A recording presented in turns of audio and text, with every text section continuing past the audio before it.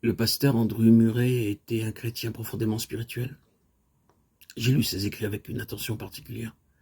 Et j'ai trouvé qu'à chaque fois qu'il parle de la vie qui triomphe, ou de la vie de sainteté, ou de la vie de repos, il pose toujours au lecteur quelques conditions.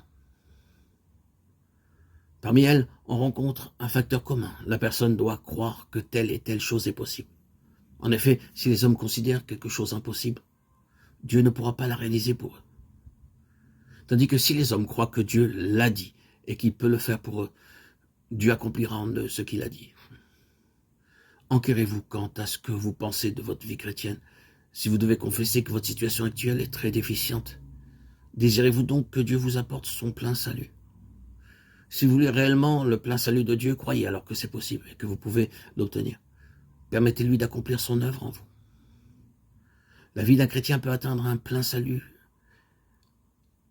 Un croyant peut avoir une conscience nette, un cœur propre, qu'il peut être sans anxiété, posséder une pensée pure et concentrée.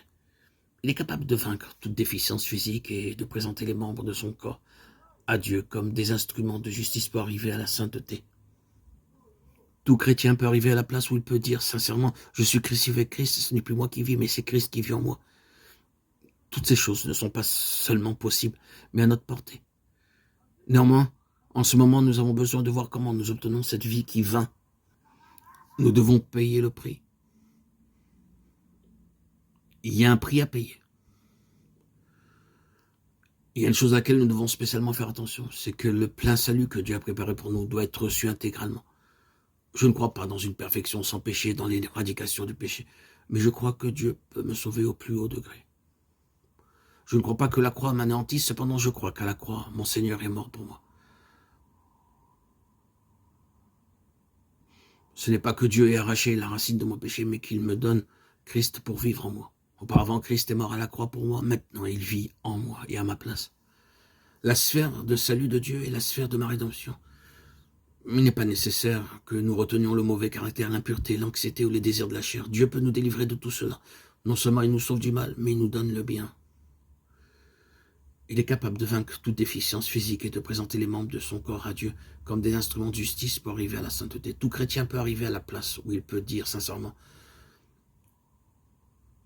qu'il est en Christ, qu'il ne vit plus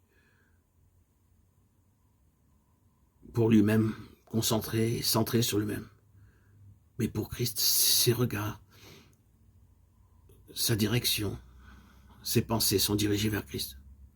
Il vit en Christ. Il nous faut croire à la parole de Dieu, et alors le Seigneur accomplira conformément à notre foi sa sainte volonté en nous.